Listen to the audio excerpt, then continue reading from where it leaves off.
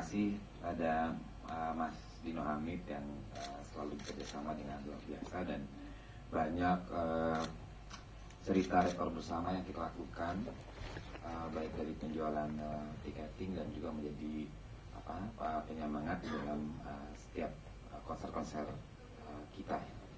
Dan kebetulan kita punya soulmate, Kahitna juga punya karakter yang unik. Tidak terlalu banyak bereaksi di media sosial dalam daily activity di media sosial, tetapi setiap konser gila-gilaan reaksinya. Jadi kalau misalnya dilihat di media sosial Kahitna gitu, kalau kita keluar output program apapun yang daily gitu, tampak biasa-biasa fanbase-nya. Tapi kalau udah konser, mau di Jakarta, di Medan, Surabaya, di Makassar, apalagi di Bandung, ibu kotanya, kota lahirnya kita, itu selalu mendapat sambutan yang luar biasa. Begitu juga dengan karya-karyanya, lagu-lagunya sampai sekarang, dari mulai platform yang masih kaset, lalu juga CD, sampai sekarang di era digital ini juga tetap mendapatkan streams yang luar biasa di karya-karya baik sebelumnya dan maupun karya terbaru. Nah, untuk konsep justru karena kita sekarang udah 38 tahun menuju 40 tahun ini, kita punya sebuah konsep tersendiri yang agak berbeda dari yang sebelumnya, berbeda malah sebagainya. Karena kita justru ingin menunjukkan, biasanya kalau kita konser itu selalu menunjukkan sisi orkestrasi. Setiap konser itu dikasih orkestra, dikasih diberikan titik-titik dalam istilah musik boussière, grande dan sebagainya dari sisi orkestra. Tapi kali ini kami akan menampilkan dari begitu banyak puluhan hits lagunya Kahitna itu, akan kita tampilkan sesuai bagaimana dengan sejarahnya ketika mereka lahir pertama kali muncul.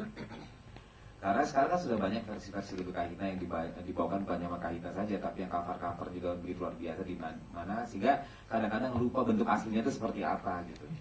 Nah, itu yang menjadi tantangan kita akan tampilkan dari komposisi yang membuat lagu itu bisa menjadi meledak dan didengarkan oleh puluhan ratusan juta masyarakat, udah lebih dari 100 juta ya, dan secara stream juga luar biasa. Jadi itu akan kita coba tampilkan, walaupun tentu di nomor-nomor tertentu kita akan tampilkan juga secara orkestrasi di berbagai titik, juga dengan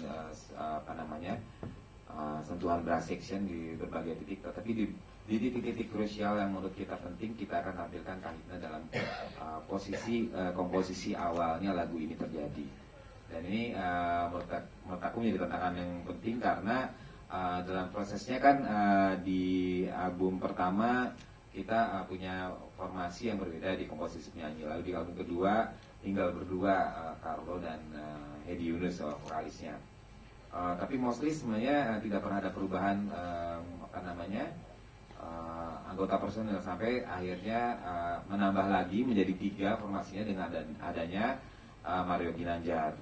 Nah, seiring dengan waktu, dengan berpulangnya sahabat kita Mas Carlo Sabar, sekarang kita kembali lagi berdua persis dengan kayak ketika zamannya album Cantik, ya kan? Album Cantik kita berdua ya.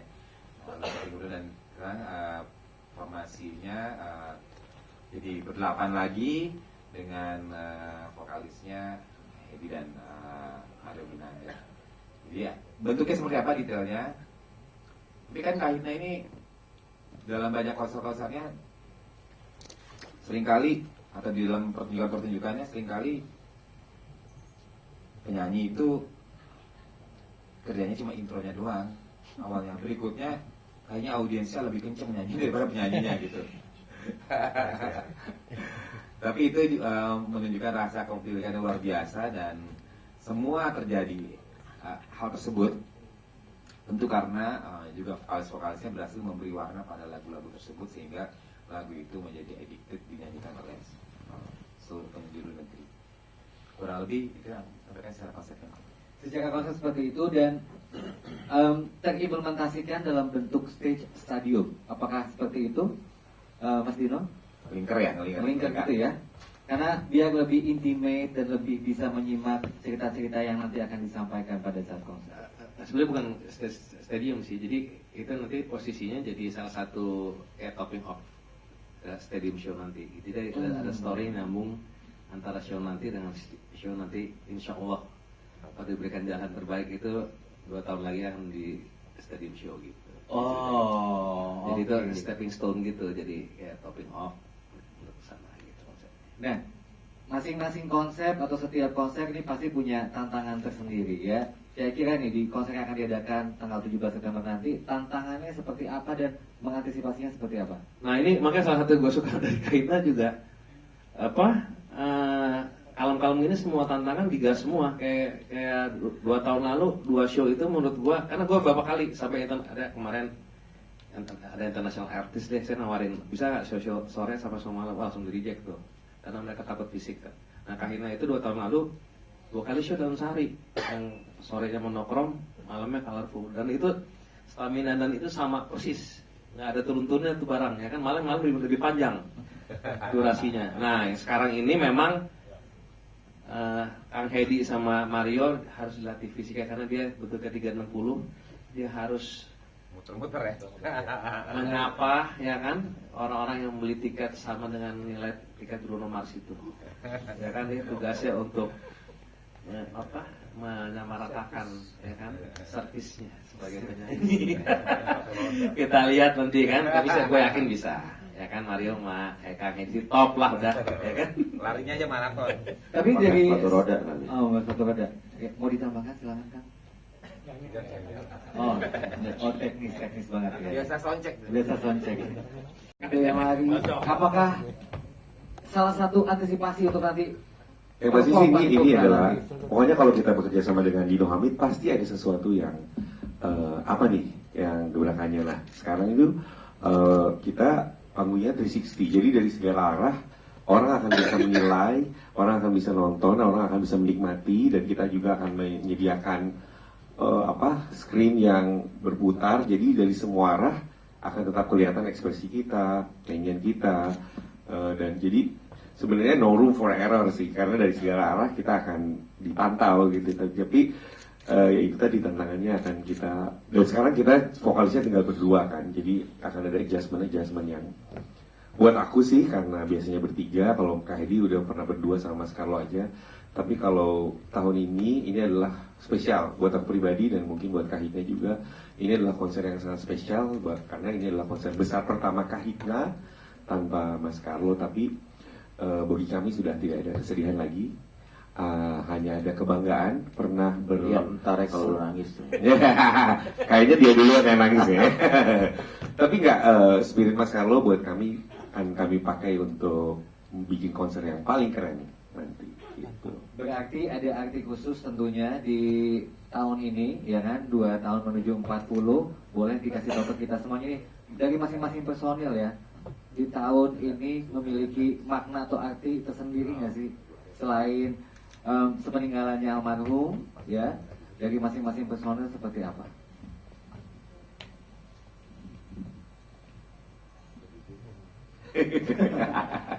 Ayo Mas Doji. Ya pasti akan berbeda karena nggak ada Carlo. Dengan nada-nada tinggi itu menjadi sebuah tantangan yang mungkin menjadi tantangan kita untuk memberi pertunjukan yang bagus gitu. Itu mungkin Dari sisi musikalitas dan kebutuhan vokal ya pada saat perform ya. Mas Yofi mau melengkapi?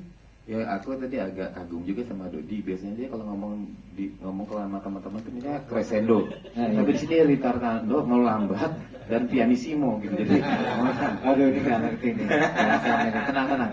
Saya juga nggak ngerti ya. Jadi melambat pelan, tapi itu yang jelas ada semangat dari kita untuk memberikan yang terbaik di hari nanti. Hari nanti ya. Oke, nanti kita akan lanjutkan ke personil lain ya. Kita akan langsung. soal film ini kami sudah ditawari itu banyak, bahkan dari perusahaan film besar juga. Tapi saya memang termasuk agak hati-hati dalam hal ini. Saya juga melihat dari teman-teman yang buat mungkin udah juga sebagian, lalu juga saya melihat juga yang membuat history perjalanan cerita itu cara penyampaiannya saya belajar dari yang keluar yang udah ada. Tentunya kita ingin ketika keluar nanti akan menjadi sebuah biopic atau film yang bisa dinikmati semuanya dan tidak berjarak. Dan kalau cara pandang yang saya ingin lihat itu adalah kita selalu ingin lihat sebagai bagian dari teman-teman yang melihat. Jadi begitupun dalam penggarapan sebuah musik, kita selalu ingin menjadi bagian dari pendengar yang merasakan lagunya. Jadi kita tidak pernah ingin merasakan bahwa saya bintang dan teman-teman adalah orang penonton yang datang gitu. Tapi saya adalah bagian dari kehidupan Anda, saya adalah bagian dari teman-teman. Bahkan yang saya rasakan itu mewakili perasaan teman-teman. Jadi memang ingin selalu saya share dalam bentuk lagu, apalagi dalam film. Kalau film itu kita ditampilkan sebagai bintang saja itu, kami nggak di situ. Kami sama dengan teman semua yang merasakan patah hati, cinta, bahagia, cemburu dan sebagainya. Itu yang kita coba tawarkan pada semuanya. Siap, terima kasih Mas Yofi ya. Apa yang membedakan kita ya? Maksudnya kalau dalam musik, dalam seni itu tidak ada perlombaan yang exact seperti kalau paling cepat siapa atau paling kuat siapa gitu. Tapi kalau dalam musik itu kita berbagi keindahan. Jadi semakin banyak yang indah-indah, kalau buat kita semakin suka gitu. Dan Kahitna alhamdulillah dalam perjalanannya tahun ini 38 tahun kita mempunyai sound yang distinktif.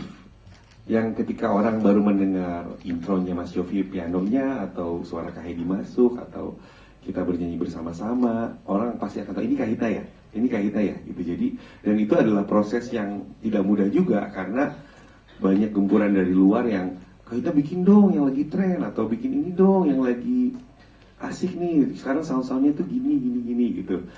Tentu saja kita dengarkan semuanya. Kita dengarkan setiap hari, kita dengarkan musik-musik baru, kita bikin playlist baru di digital platform yang baru-baru keluar, kita dengerin semua untuk referensi kita. Cuman pada saat kita berkarya, kita berusaha tetap menjadi Kahitna.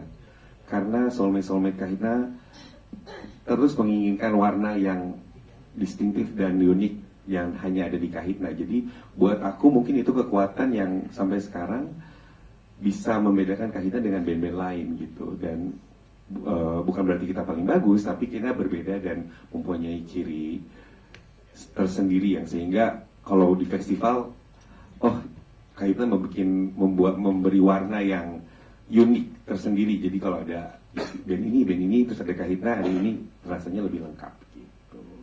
Menurut aku. Itu Mas Yofi. Di luar itu semua tadi saya Mario, saya juga sama dan selalu berbagi sama teman-teman bahwa Kahitna selalu berpikir dari proses membuat lagu ataupun nggak pernah merasa bersaing dengan siapapun. Karena kita tahu bahwa musik itu sebenarnya semuanya bisa indah-indah saja kalau kita mendengarkan dengan cara yang indah. Dan ketika mendengarkannya itu juga seseorang bisa sukses dalam momentum yang sama. Misalnya ini saya bisa melihat Raisa indah, besok saya melihat Isyana indah, besoknya lagi saya melihat Tiara indah, besoknya lagi bisa melihat Yodra indah, dan kadang-kadang bisa bersama-sama indah-indah dengan kita. Jadi gak ada masalah dengan itu. Lalu kalau misalnya Mario bilang bahwa musik Kahitna dengan kita punya keberuntungan, alhamdulillah bahwa musiknya itu bahkan musik yang kita mainkan pada waktu pertama kali atau pada waktu proses penciptaannya dibawakan sekarang itu seperti tidak berjarak dengan zaman, tidak ada gap dengan zaman, tidak ada gap dengan sebuah era. Artinya kan banyak juga grup musik yang bilang keren banget tapi menandakan tahun 80 berapa atau tahun 90 atau 2000. Kahitna itu lagunya mau sekarang, mau dibawain kita, mau dibawain Raisa, mau dibawain Ran, dibawain Haifa, dibawain Tiara, dibawain Arsi, rasanya sama aja, rasanya seperti kemarin juga kita buatnya. Jadi itu yang membuat kita punya keberuntungan tersendiri. Lalu kedua juga ketika tadi menyampaikan sama penyanyi-penyanyi yang lagi hits segini gitu. Ya menurut saya alhamdulillah Kahitna juga cukup menginspirasi saya untuk membuat lagu-lagu hit dengan penyanyi-penyanyi masa kini. Jadi Kahitna ada di zaman sekarang juga. Jadi Kahitna terwakili oleh Arsi, Tiara, Yodra, Ziva, kemudian karya-karya saya, dan dan banyak hal yang lainnya itu menjadi spiritnya saya juga. Jadi alhamdulillah saya dengan segala kerendahan hati merasakan keberuntungan itu. Jadi keberuntungan itu Kahitna lahir di tahun 90-an, tapi bisa didengarkan di zaman sekarang. Saya berharap sekali lagi saya pernah ngomong berulang-ulang bahwa seseorang bisa bertahan dan hits 5 tahun, 10 tahun itu sudah sangat luar biasa. 15 tahun hebat banget. 20 tahun itu pasti pemberian Tuhan dan saya mengatakan semua untuk kita, bukan kehebatan kita, itu udah pasti. Kita di sini. Kasih. Siap, tetap humble ya, wah luar biasa. Kasih tepuk tangan dulu dong untuk. Jadi kalau tadi lihat video di depan itu memang saya suka yang dengan baik lagi dengan Kahitna, Mas Yofi, Hedi, Mario dan semuanya itu satu, karena kalau bicara pertunjukan datang manggung gonjreng itu udah semua bisa lakukan ya. Dan bagaimana nanti 2 tahun lagi itu mereka akan show di stadium itu sebenarnya juga ada artis sebelumnya juga sudah melakukan. Yang kita ingin lakukan hari ini bagaimana secara experience dan engagement itu orang merasakan hal yang benar-benar esensial dalam perjalanan Kahitna gitu. Nanti makanya nanti format yang di JCC nanti itu nanti mungkin kata Mas Yofi tadi bilang akan berbeda karena di situ nanti Kahitna bakal benar-benar ngeband gitu. Karena Kahitna itu basic kan ngeband kan, bukan solois. Beda sama kalau brandnya Mas Yofi atau lagi Yovin his band itu memang benar-benar konsepnya solois dengan beberapa band yang beberapa solois gitu. Nah kalau ini benar-benar Kahitna band. Langsung menjawab pertanyaan tadi yang kedua, kenapa R. Malik, Ran, Hai dan Kim itu sebenarnya Mas Yofi itu pengen memberikan sebuah regenerasi juga gitu, bahwa memang band hari ini tuh memang agak susah ya nemuin band yang benar-benar kayak Kahitna gitu. Malik itu cuma satu di antara beberapa gitu yang berhasil gitu. Makanya di sini kita dibawa untuk memberikan wawasan secara musik dan pertunjukan bahwa memang karakteristik band yang seperti Kahitna ini juga punya potensi. Tapi mungkin sekarang disilusi ya, lagi hits ya gitu kan. Nah itu semua DNA ini hampir sama tuh. Jadi menurut saya memang Kahitna ini punya identity, punya DNA yang benar-benar harus diadakan regenerasinya. Makanya di pertunjukan nanti 4 band itu menurut kita semua itu salah satu regenerasi Kahitna. Siap, Kak Tasya udah terjawab pertanyaannya.